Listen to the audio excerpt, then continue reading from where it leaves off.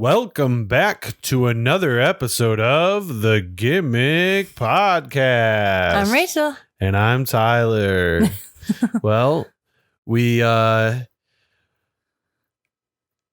been like it'd be 3 weeks because we missed 2 of them. Mm-hmm. So this would be the 3rd week. But it's been 3 weeks since the last one. Not that anyone cares. Yeah. Not the yeah. What's this idea of trying to keep it up every week and whatnot? Just one of the weeks didn't work, and then the other one we were just too fucking busy. So it's like you need a certain amount of time to be able to record it. Then I need the time to actually get it out, and I just didn't have the time. So so that's why. But and there's been a ton that has happened since then. Oh my gosh, yeah. I don't even know if this happened after our last one, but what? Me destroying the drone. That was after. So I destroyed my drone that I had gotten probably after the last podcast. So I destroyed it within a week. No, it was within 2 weeks, I think. Which is weird for you because you're always super careful with stuff. Yeah, it just happened to just everything came together perfectly. But not perfectly. Yeah, exactly. So I sent it in, got it repaired. I tried to fix it myself, but DJI is a bunch of assholes and don't let you just do that. So, so I don't know what I'm going to do about it, but I got it fixed. At least it works now. Yeah. Yep. Raised my prices on videos, so that's good. A lot has happened in 3 weeks. Yeah. I feel like there's something I'm missing. I don't know what it is though. But yeah, dude, it's been busy. I know. I know it. Yeah. So I finished the Tiger Woods documentary.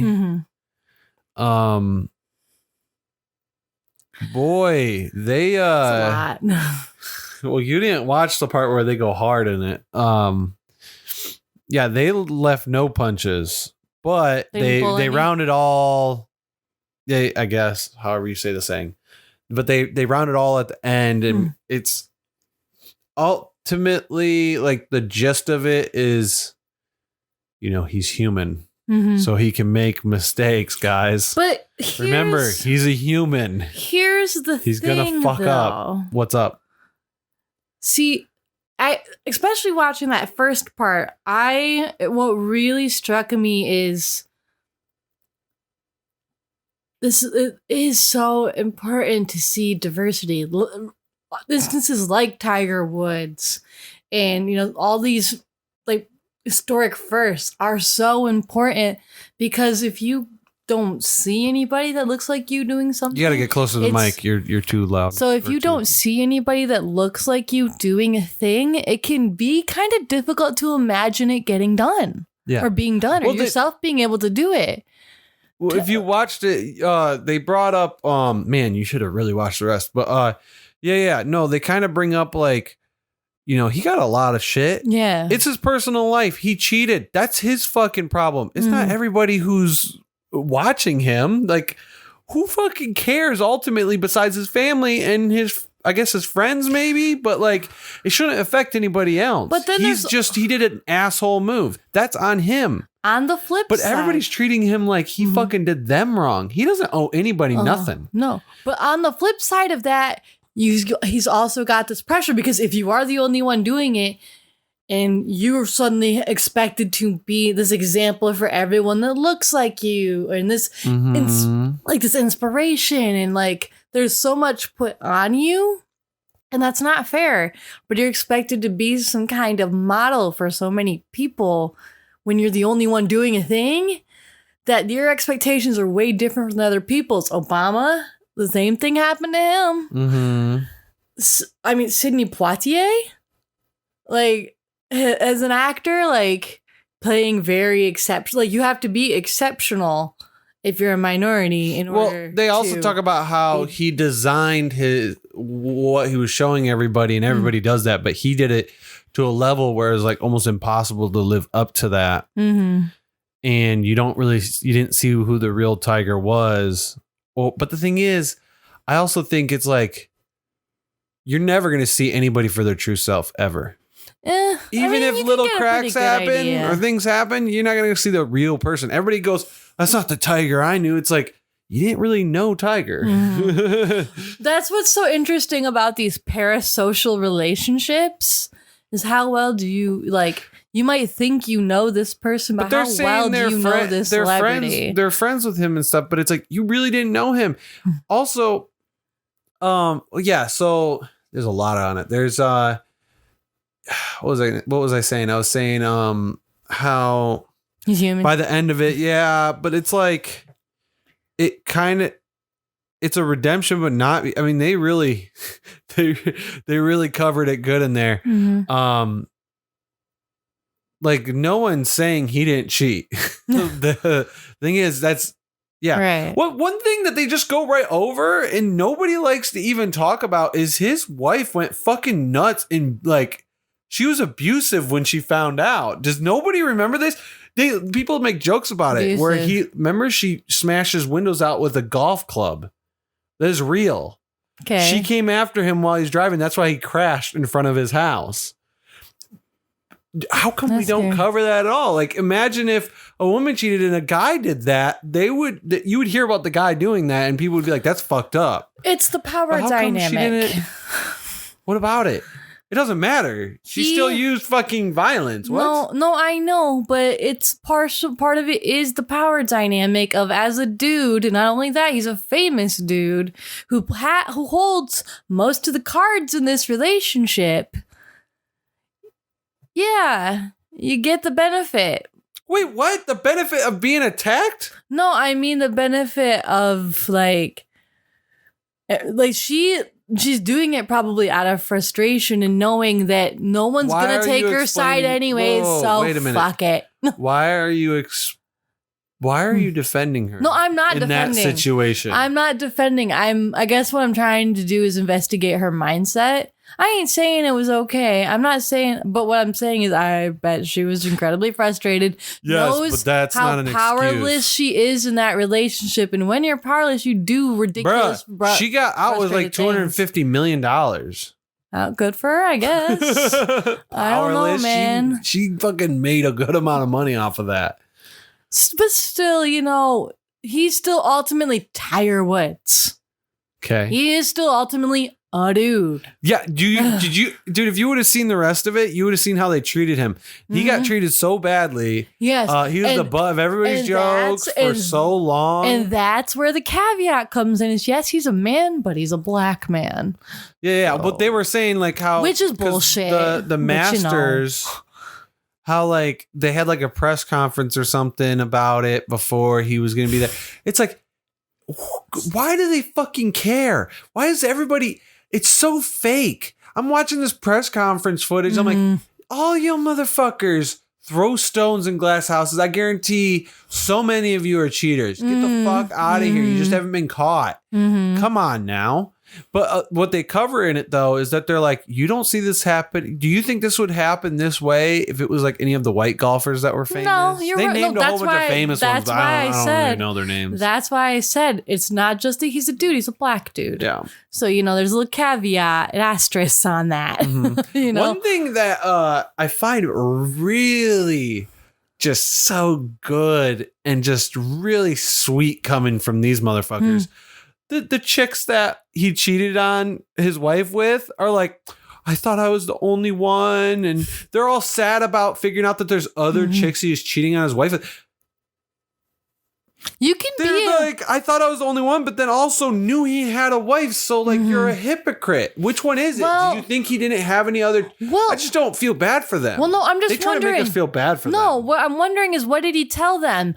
We're separated? Did he give them that? Like, he didn't say that at all. That's none a of them none of them brought that up. No. They go, I knew he was with his wife. Or I knew he had a wife. They never said anything about he made me believe that he didn't have a wife. Because I know that that's pretty common on either end. Oh, me and my spouse are going through a tough we're about to get separated, we're getting divorced right now, Yeah, blah, and blah, one blah. of them, like, that's the a pretty main common chick- line. The main chick who this all like came out about, the first person, she's like, man, they're saying all these mean things like I'm a homewrecker. I mean, he's a cheater, but you fucking knew what you were doing. Don't act innocent. Like, I found that so dumb. Like, I don't feel bad for you. Don't give me the little somber music and shit. No, you knew what you were doing. You admit it in the documentary. What is wrong with you? Stop it. Just accept what you did. What is wrong? I just don't get it. I'm not going to feel like they're the victim in this. No way. Well, Just because he is to blame, that doesn't mean that you're not to blame either. No one's saying Tiger didn't do it. No. They're saying, yeah, he's an asshole. He cheated. But I can see how there's a little complexity to this. But at the same time, girl, if he's cheating with you, you don't think he's going to cheat on you? Exactly.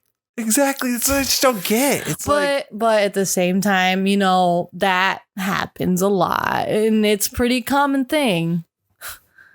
I just don't get why they would think they're the only one. Like, you just saw it with so many women where they're like, they were heartbroken. Well, if they're all saying the same thing, I really do wonder if that's what he was telling them. If they're all saying a similar line, Rachel, they got it from somewhere. This is what it is. He's an extremely famous athlete with a lot of money. You don't hear stories like this with people who aren't in that position of having a whole bunch of women that they cheat with who all thought that.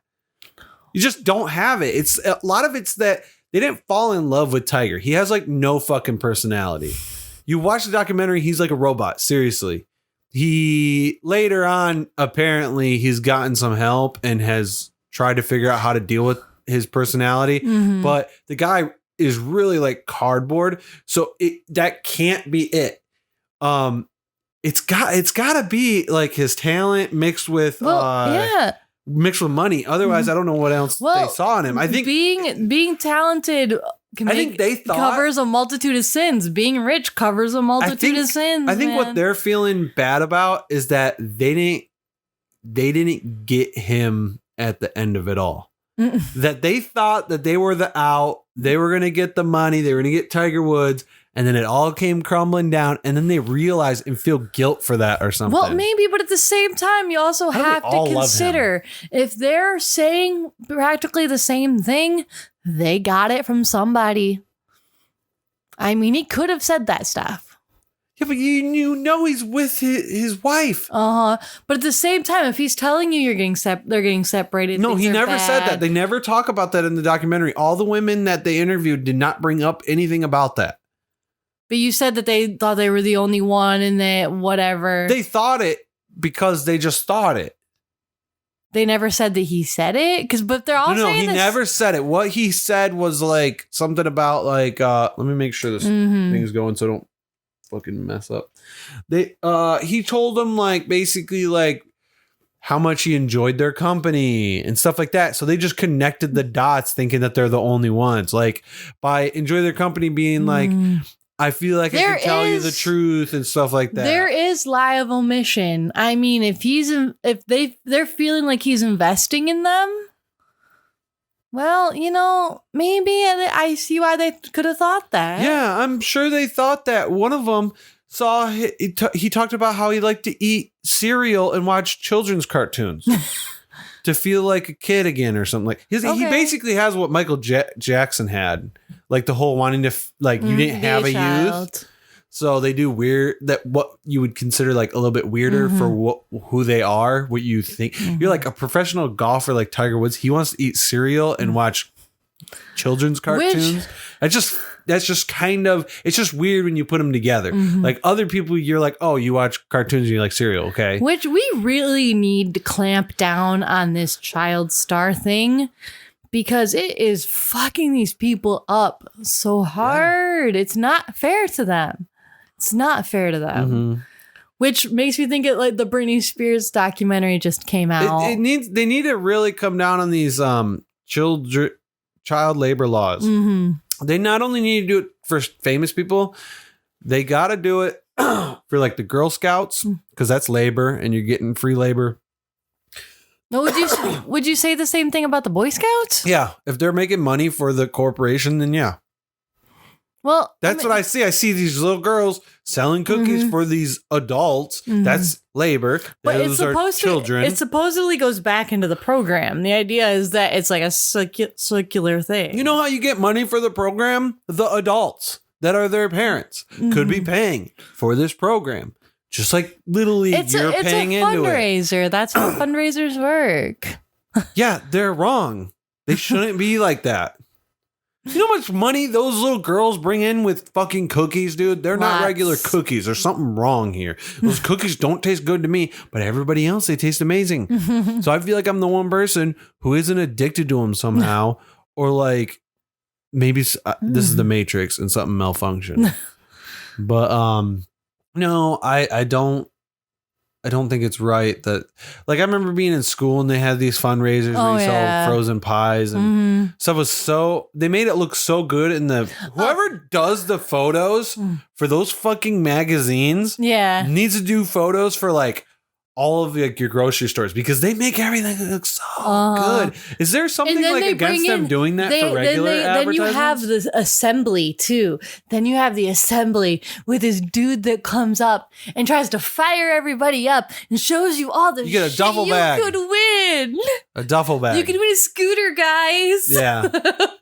You just sell a shit ton. If you sell $10,000 worth of product that's gonna make and that's gonna make us $9,000.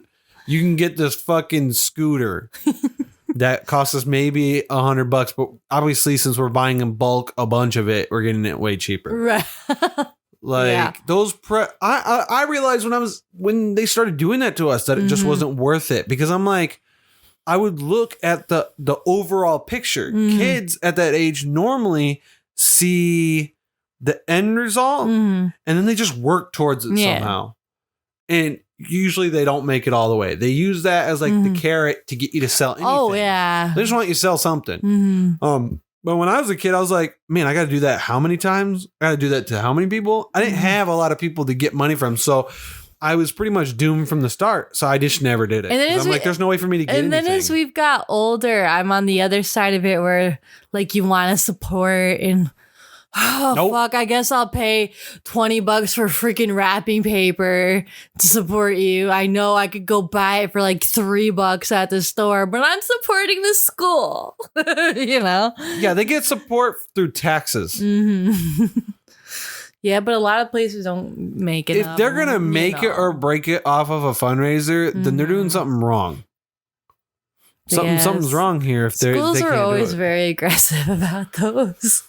Dude, it should be illegal. Just like they shouldn't be allowed to have like the Marines and stuff come into schools. It's so ridiculous. Why is that allowed? It's weird. Only the government's allowed to do it. You're not allowed to just bring your corporation in there unless you're paying them like fucking Coca-Cola and for the vending machines. For the vending machines. Yeah. Or Pepsi or whoever, but the vending machines, unless you're paying money, that's the only way you're going to get near these kids, which is such bullshit. But there's nothing you can do about it because the government runs it all and you can't fight the government. So, but, yeah. I don't know. Speaking of like biopic documentary style things. Okay, one second. HBO and Netflix and all of these guys, it seems like there's this huge trend that they all knew about was going to happen. And they're all making all of these documentaries. You got like The Last Dance. You got the Tiger Woods, y'all. You got the Britney. You got the Allen versus Pharaoh. Yeah. You got that one. Oh, you got Michael Jackson. Leaving Neverland. You got the R. Kelly. Yeah, Surviving R. Kelly. That's at least 5 things right there within a year or something. Couple years. The Alice in Wonderland, the Leaving Neverland or whatever was like a year or 2 ago or 3 years or something.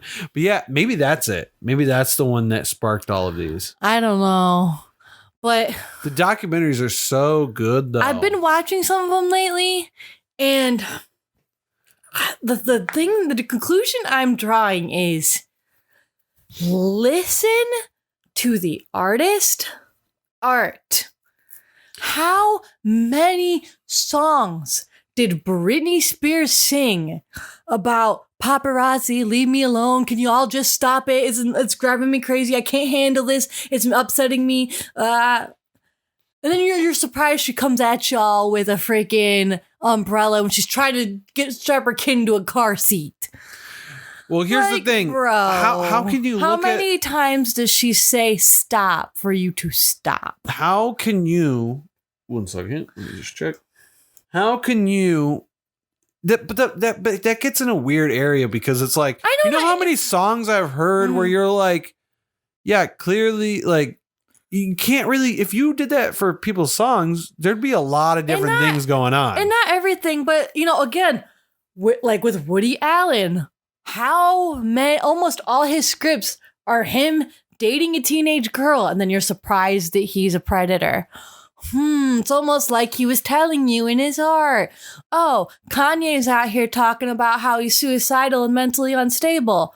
Oh, he goes to a mental institution, and y'all are surprised. What? Britney's telling the paparazzi to leave her the fuck alone in how many songs? And then she comes at y'all with an umbrella. And you're surprised. Kurt Cobain talks about how mentally unstable he feels and how this fame isn't good for his mental health. And this is really like not okay for him personally. Commits suicide. And y'all are surprised. Like, bro, listen to these people. You give only a few. You only give a few examples when there are plenty of examples of the opposite where they say stuff, but it's not true. I know, but like for instance, the other side of that coin, I'm not saying that's a blanket statement that clearly, but that is a trend.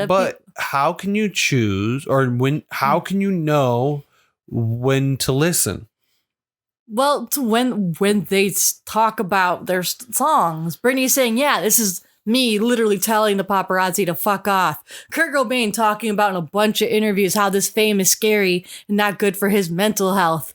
Again, Kanye goes to a mental institution and he talks about in his songs how mentally unstable and suicidal he is. It's almost like these people are being a little bit confessional. So just listen to the interviews. Don't even have to listen to music. Well, I mean, part of it, like, they work together. The artist is usually saying something about themselves in their art quite often. What do we do about a lot of that? Well, I'm just saying, like, listen to them, man. Like, they're telling you the truth a lot of the time. Yeah, but a paparazzi's job is to get those photos. I know, but bro, like, calm down. I get it, Jeez. But you know what? I don't know. Or, I know there's another side of that coin. For a lot of it, it's either like you're almost like therapeutically going through like what's happened to you, or like it's a form of therapy. No, Eminem's not literally going to go kill Kim. Okay, that's not what he literally wants to do. That's who I wanted to bring up was like, if we do this, then you got to go after Eminem because it's like, no, you can't really... You don't always really tell if like his serious stuff is like serious. When you listen to him talk about that, you understand what he's doing in those songs is kind of therapeutic, and it's the way he's working through the anger that he's feeling. He's being hyperbolic. When I listen to his music, there's certain songs where for some reason I just know what is like a joke and then what isn't a joke. Yeah. Well, somehow. I just listen to it because I think over time of listening to all of his music, you get a sense of who he is as a person, of what's a joke and what isn't. And he also thinks about a lot of this in his music too. There's a few songs where he talks about like, is me talking about being so angry and violent towards Kim okay? Like, what am I gonna feel, or what will my daughter feel, or what will Kim feel when they're together and they hear one of my songs where I'm talking about murdering her, Like he's working through, again, it's a therapeutic thing. He's working through all of this in the art.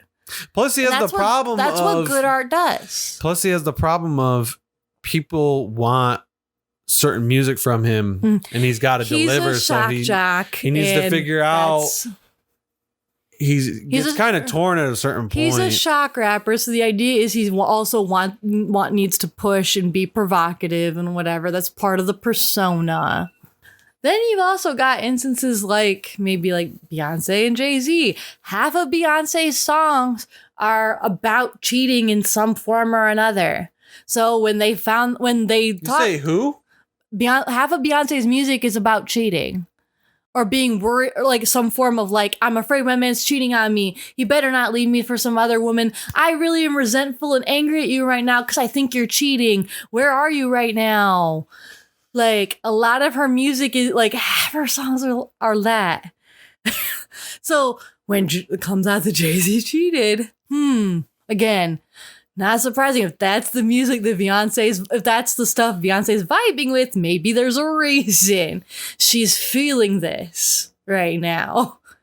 She's talking about feeling resentful about, the fact that maybe he's cheating or has cheated, or, just like I could quote so many lyrics of hers that are just her concerned about faithfulness in the relationship. I mean, songs like Resentment, Irreplaceable, Ring the Alarm, Freakum Dress, Jealousy. Like, I can just off the top of my head, and there's a million. Oh, even just Destiny's Child song, Jumpin', is partially about that. Survivor is about surviving how a man treated you. She's literally like built her career off songs about being concerned about what your man's doing. And then you're surprised Jay-Z cheated? No, I was not. One bit. I'm like, yeah, this is a concern. But some of those songs were before Jay-Z, though.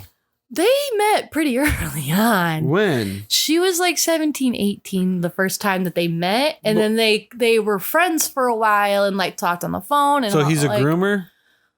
I don't know about that. I feel a little bit like, because they didn't see each other for a year. So it was them kind of like.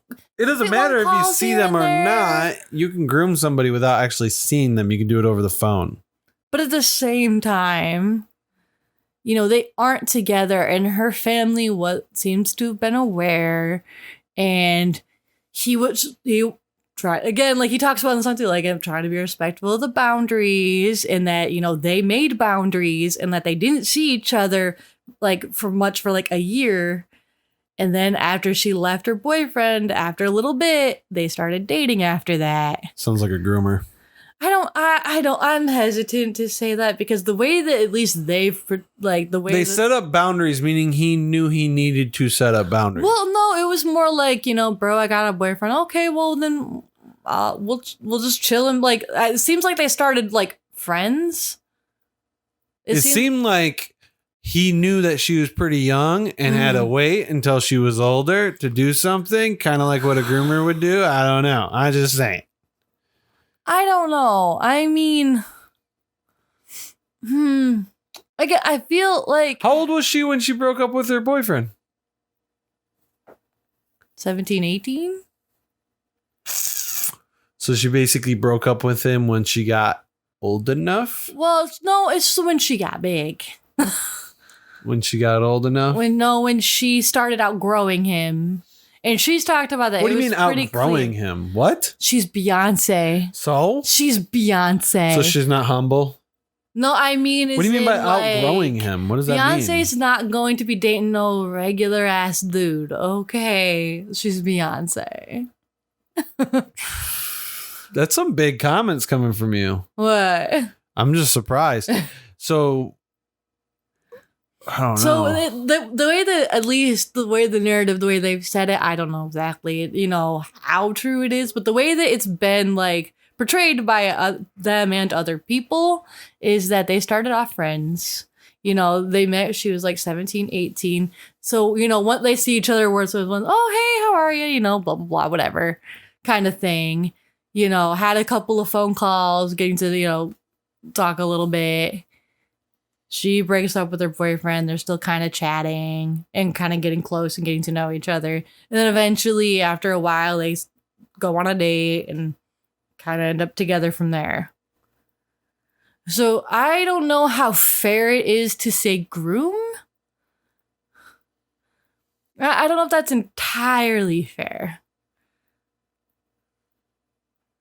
1 second. Let's see. Beyonce. But yeah, like a lot of her songs are about her anxiety in like about faithfulness. So that didn't surprise me when that stuff came out. I'm like, yeah, that sounds about right. There's a lot of instances where it's like people are so shocked that something happened to this artist or whatever, while they telegraphed it in their art for so long. Like, listen to them, people. Like, they are telling you, don't be surprised. They've been saying it. But you know, at the same time, you're right. Like, some art's confessional, some art is therapeutic. So no, you know, you're not necessarily. Is it up to us to have to decode it, though? What do you mean? Are we supposed to just somehow figure it out? No, not necessarily. Because then it gets in a weird gray area, because it's like, what if we're wrong? Well, it just, again, it depends on the person. Like... Yeah, but then how we can't make it, we can't gauge anything then. If we have to, like, it depends on the person. Well, is a very vague the thing is, like, guideline. There's a difference between, for instance, Eminem on a track and Eminem in an interview. Like, yeah, he sounds pretty brash and bold on those tracks, but then when you actually hear him talk, oh, that's a kind of a different person. Like, that's not that same, that's not the same energy that he has in the music. He's a very, like, he seems like a fairly quiet, composed, very, like, excited to talk about rap and, like, the history and, like, the whole, like, structure of it. So someone's like, you're, like, yeah, you're not exactly that dude, are you? And he talks about it being a persona in the music, too. Yeah. Okay, yeah. Today, you know, it's Marshall Mathers. Eminem's not speaking right now. Like, he said that in a few different songs. Like, this is me. I'm putting Eminem to bed here. This isn't his place. This is my place. I'm me talking as a person right now. And particularly in those couple songs where he talks about Haley. That one Lullaby one, and then I think the Superman one too, maybe? No, it was the Lullaby one, and I think there's another one called Haley's Song or something. Where he talks about, like, my dad's gone crazy. No, it's like he talks about, like, you know, I'm putting Eminem away right here. This isn't his place. This is me, Marshall. Marshall's talking right now. This is the real dude talking. I'm putting away the shock rap thing. This is me being brutally honest on this song. So he specifically does that persona thing so that you know, like, when he's being silly or when he's being honest or when he's being whatever, because he kind of tells you, like, where he's coming from in that moment. Mm-hmm. That's kind of different. Whereas, for instance, look at someone like Woody Allen. If you hear Woody Allen talk in an interview, he sounds like Woody Allen in a movie. There's not a ton, like, and he encourages you to see him as the same person in all his stuff, basically. Like, the Woody Allen in the movie and the Woody Allen in real life don't seem to be very different people. Mm-hmm. They encourage you to think of him as one entity. So, yeah, when almost all his scripts have him dating a teenager, maybe we should look into that, y'all. Maybe that's... Yeah, I don't know much about the guy, really. I just know he has, like, a pedophile history or something. Yeah. I didn't watch the documentary. I didn't know much about him before it. Don't know much now. It sucks because I know I didn't ever got a chance to watch Woody Allen because before I was even old enough to be able to watch. His was the Owen Wilson movie. I think it's like some Midnight in Paris? time travel thing. Yeah. Huh. I think it's a time travel See, thing. I haven't bothered. The thing is, this is why I don't learn about this guy, because he does have such a bad history. I try to just not imagine that he made the movie. My thing is, though, like, it's kind of hard when he encourages you to see him as that same person through all the things. But I don't even know if he's in that. happened. Maybe he does like a guest appearance at some point. Well, he directed at least. Yeah, he directed, but See, I'm just saying, like, before I was even old enough to really like watch Woody Allen movies, I didn't really grow up on Woody Allen. And when I was going to be interested in maybe watching one, I'd already heard about the allegations, and I was kind of like, you know what? No. Which sucks. I know there's some genuinely good filmmaking in there. I know that. But well, here's how you could not it's support kind of him, tough to but like then be able to watch his stuff like we've talked in the past. Kind of like, pirate. well, you could pirate, but another way is like when you're at a garage sale and you see a movie, it's not giving him any money. True. So, True. you know, if you get the stuff and you can watch it and you just don't think about the guy. I mean, it's not. I mean, there's a whole ass team behind it. It's not just him. It's also kind of like you just gotta not pay to stream it. And it's kind of like I'd watched Rosemary's Baby before I knew anything about Roman Polanski, which is speaking of Mia Farrow, which is really, really frustrating now because that movie is incredibly feminist and incredibly interesting and incredibly insightful.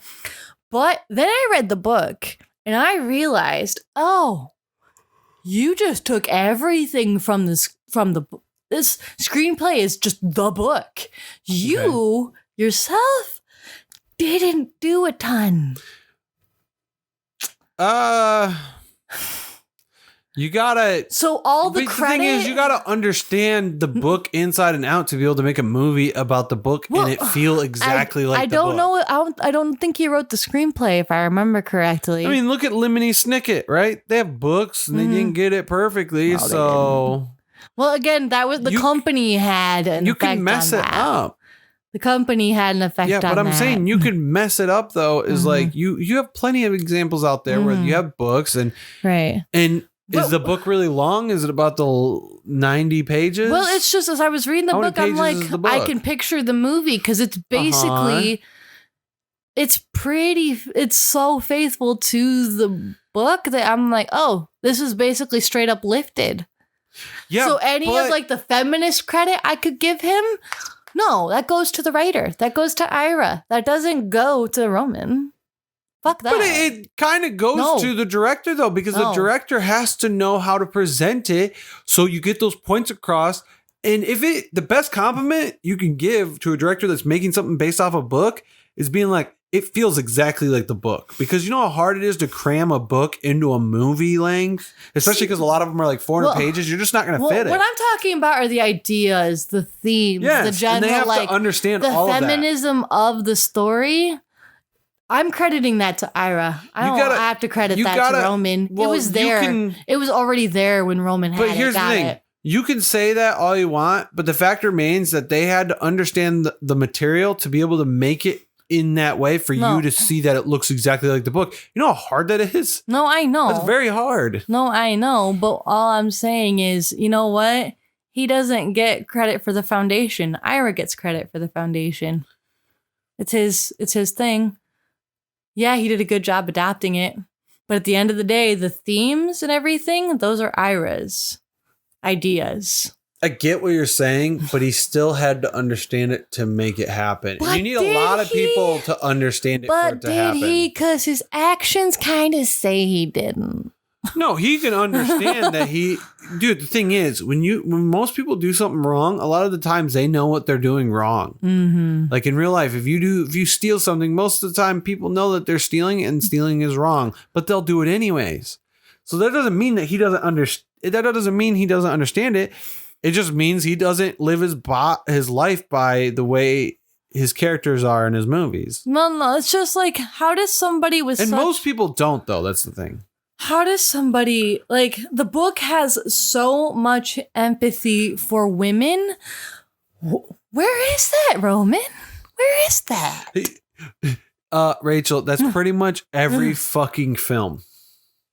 It's just weird. These people, a lot of people try to hide who they are behind these ideas that they know are popular ideas and concepts and beliefs that they'll hide behind to be like, look at me, or don't look at me, look at this other person. That's what a lot of people are in Hollywood. In it, what is it called? Virtue signaling, I think is what it's called. Again, and that's a lot of people on Twitter. And that's why nice guy is kind of become pejorative, because it feels performative and fake. Yeah, performative, I can't stand. It's so obvious when people do it. A good one, and I love this twist all of a sudden, is, like woman, how people put X in woman. Like where the A is or whatever at the end. Woman. So they used to do that like a year or so ago. It just ended recently, where they'd put the X over the A because man is in woman.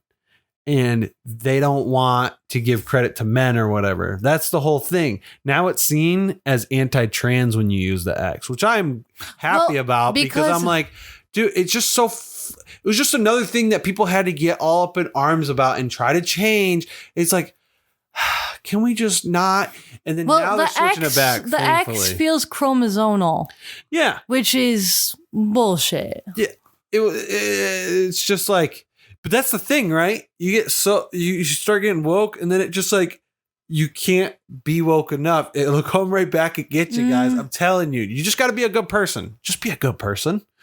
Why are we coming up with, like, it just seems like people are coming up with more rules, and you can never be perfect enough. You just can't. It's not about being perfect. Again, like, but a lot of most people, like, if you're not intentionally trying to be a jackass or be intentionally ignorant, people are pretty willing to forgive you. Not really. Yeah, they kind of are, man. People forget and move on to the next thing. We do not have people forget and move on to the next thing, but people will bring it up forever. You make any fucking mistakes nowadays, it's really hard to try to seem genuine when you respond to the criticism. Or you're like, I messed up or whatever. It's kind of like with Burger King and their they were being intentionally inflammatory. No, wait a minute. I'm thinking of Oreo. What about Oreo? It was like, what did Oreo say? Oreo said, one second, let me actually look it up real quick. Oreo woman tweet, I think is how I'm gonna find this. No. Okay, this is what they said. People just weren't having this. They said, trans people exist. Okay.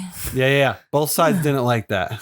That feels, because people are like, it feels limp-wristed. Trans people were like, yeah. It feels limp. Yeah. It feels. So they're basically, because I think the problem is with trans is like, they're like, well, you're making it other. And people who don't give a fuck about having a cookie try to tell them stuff like that, we're like, really? Like, it just feels like they do stupid shit like that. And I think somebody pointed out the people who own them or something donate to like causes that go against it or something. I'm not 100% on that one, but I do know that both sides weren't having it. It's like, dude, if you just didn't say shit, you would have been so much better off. It's too risky now to be taking stands like that, because either way, you're alienating like half of your audience automatically. I don't know, because there's people either are for or against it. I don't know. It's just not smart. It's just not smart business trying to get into that if you have nothing to do with it. If you're a fucking cookie, be a cookie. You don't have to be about that life. You don't have to do any of that. Just sell your fucking cookies, dude. We don't need to know your opinion. If you're anything related to the stuff, then sure, it makes more sense, but it just doesn't make sense. If you're like a water bottle company, we don't need to know your thoughts on any of that, because you're not going to make a difference on any of that. You just aren't. I don't care. Nobody's going to buy a product. What a fucking cookie says isn't going to change anybody's opinion. It just won't. You have to go through different avenues. You can't just make a fucking tweet about it. It ain't going to work. It's only going to do negative for you, and you're going to lose money, and you're going to make money, but I don't think it's going to do any positive. What they were trying to say is, they're trying to be supportive of trans people, but I think for a lot of people it felt kind of limp. You know how you're supportive? Oh, donate. Yeah. Here's where Burger King comes into play. Put your money where your mouth is. So, how Burger King's like, we have a scholarship we're setting up and stuff. That was like 2 hours after they made that first tweet. Guess what the scholarship is? What? So they took a page out of, I think it was like the New York Times or something to post it, where it had like the little small caption of what they really meant. Like they actually had the same tweet, but the words were in the advertisement. And then down below in small lettering, they explained it. But those things they were saying cost like, I forgot how much they said, maybe like 100,000 to do an advertisement of that size or something. I know it's not. And cheap. Their scholarship is like 25 grand total, maybe. And it's only for 2 women. 2 women. Dude, they're only bringing it up just to pat themselves on the back. Otherwise, it makes no fucking sense. Why even have that scholarship? It's going to help 2 people, maybe. Well, at least it helps someone, but at the same time, no. But they're using it. Weird. But the thing is, it's not. It's just. I just don't like it because they're trying to get more out of it than what they're putting into it. Yeah. They're trying to get a whole bunch of people to like support them because they did this. But once you read the fine print, you're like, oh, it's 2 fucking people. I know. Whoop-de-fucking-do. The thing is, it looks better when people find out later that you did stuff and you didn't brag about it. Right. They just want to get applauded right away. I guess. But when you find out that companies are doing nice things and they're not pointing it out to everyone, that's nice. That feels genuine.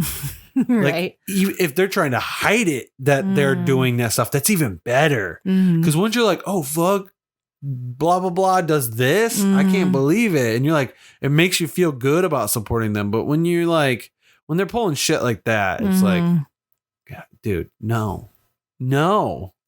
So it actually makes me hate companies more, especially when they use like cancer and stuff to advertise their fucking products, or just any natural disaster like Duracell. Pretty much every disaster they use to make money. When Hurricane Katrina devastated New Orleans,